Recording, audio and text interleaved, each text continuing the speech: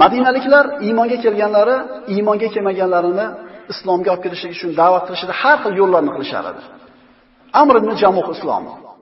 Bolalari uni islomga da'vat qilmoqchi bo'lib, bir necha marta bir Mus'ab ibn Umar bilan suhbat qilishdi, unamadi.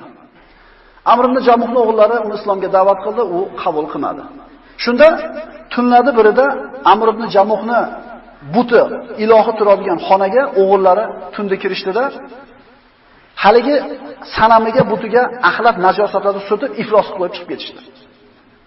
Ertaman Amr ibn Jamuh har doimgidek ibodat qilgan haligi butun oldiga kelsa, hamma yo'g'i iflos najosatda turibdi. Kim bunday qildi seni? Indamay turardingmi? O'zingni himoya qilmadingmi deb haligi toshga gapirdida, yuvib tozalab, atirlarni sepib, chiroyli qilib ketdi. Ikkinchi kuni o'g'illar yana kirishdi, yana kechagi ishni takrorlashdi. Axlat najosatlarni surtib qo'ydi. Amr ibn Jamuh ertaman ko'rib yana achchig'i keldi.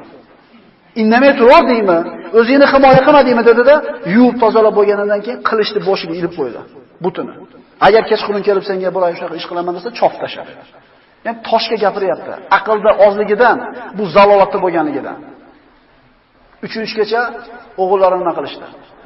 Bir itni olib kelib so'yib, hali o'li itni butun ustiga qo'yib, itni qonlaridan haliga butga surtib turib, olib borib hojatxonaga tashlashdi. Tong otdi, ota har doimgidek ibodat qilgani sanamini istasa yo'q. U yoqqa yugurdi, bu yoqqa yurdi, xudosini topa olmayapti. Bolalar, men xudoimni ko'rmadinglarmi deyapti. Istab hojatxonadan ko'rib turib, Allohga qasam dedi. Sen ibodat qilishlikka arzimaysan ekan dedi. So'ngra bu butini tashab, islomga kirgan bo'ldi. Ya'ni shunday ishlarni qilishdiki, islomga ularning qalbini bo'lishlikka harakatda bo'lishdi.